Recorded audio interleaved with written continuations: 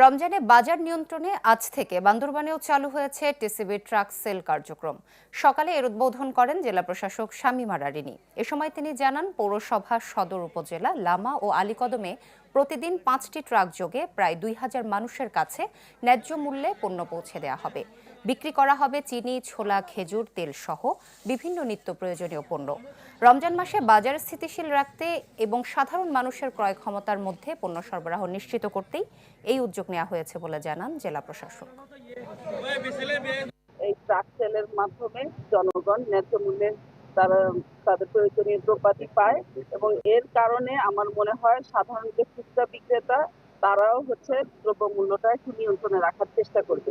বাজার মনিটরিং আমরা করব, সেটা রোজার প্রথম দিন থেকেই শুরু হবে। আমরা আমাদের ম্যাজিস্ট্রেটও নিয়োগ করবো, তারা বিভিন্ন বাজার ঘুরে ঘুরে এই দ্রব্যমূল্য যেন নিয়ন্ত্রণে থাকে সেই বিষয়ে তারা পদক্ষেপ নেবে। দর্শক, এ বিষয়ে আরো খবর জানাতে বান্দরবান থেকে সরাসরি যোগ দিবেন সহকর্মী ইয়াসিনুল হাকিম। ইয়াসিন, টিসিবির এই উদ্যোগ সাধারণ মানুষের কতটা উপকারে আসবে, জানাবেন বিস্তারিত।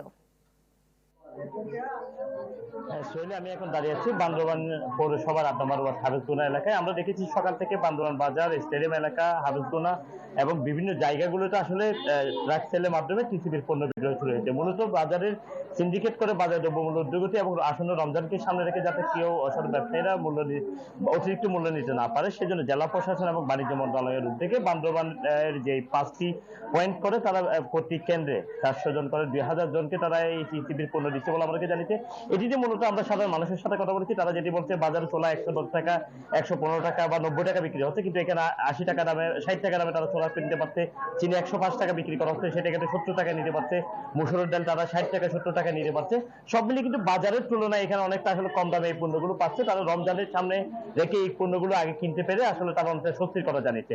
আমরা যিনি ডিলার পয়েন্টে রয়েছে তার সাথে কথা বলেছি, তিনি যেটি বলছে, বান্দরবানে প্রতিদিন 5টি পয়েন্টে তারা 2000 মানুষকে টিসিবির পণ্য দিতে পারবে এবং পর্যাপ্ত পরিমাণে সরবরাহ রয়েছে। কেউ কোনো অসাধু ব্যবসায়ী এটা অতিরিক্ত সিন্ডিকেট করে বাজারে দাম বৃদ্ধি করতে পারবে না বলে তারা জানিয়েছে। আমরা কথা বলেছিলাম জেলা প্রশাসকের সাথে, জেলা প্রশাসক আমাদেরকে জানিয়েছে রমজানে যাতে কেউ বাড়তি মূল্য নিতে না পারে সেজন্য বান্দরবানে টিসিবি কার্যক্রম শুরু করা হয়েছে এবং প্রতিদিনই বান্দরবান বাজারে বিভিন্ন পয়েন্টগুলোতে নির্বাহী ম্যাজিস্ট্রেটের টহল টিম অব্যাহত রাখবে, অভিযান পরিচালনা করবে যাতে বাজারে কোনো অসাধু ব্যবসায়ী অতিরিক্ত দাম নিতে না পারে। তারপরেও কিন্তু আমরা যেটি লক্ষ্য করেছি, আসলে মুরগি বাজার, মাংস বাজার, এগুলোতে আসলে মুরগির, ব্রয়লার মুরগির দামও অনেকটা বৃদ্ধি পেয়েছে।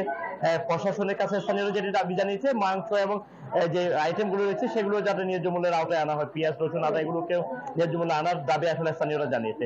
সব মিলিয়ে আমরা সকাল থেকে মানুষের উৎসমুখর পরিবেশে ন্যায্য মূল্যের লাইনে দাঁড়াতে আমরা লক্ষ্য করেছি। তারা এই লাইনে দাঁড়িয়ে যে 600 টাকা দিয়ে প্রায় 6টি আইটেমের বিভিন্ন তেল সহ বিভিন্ন পণ্যগুলো তারা নিতে পারছে। সোহেলি। ইয়াসিন, ধন্যবাদ আপনাকে। দর্শক, রমজানকে সামনে রেখে টিসিবির যে উদ্যোগ সে বিষয়ে বিস্তারিত জানাচ্ছিলেন সহকর্মী ইয়াসিনুল হাকিম।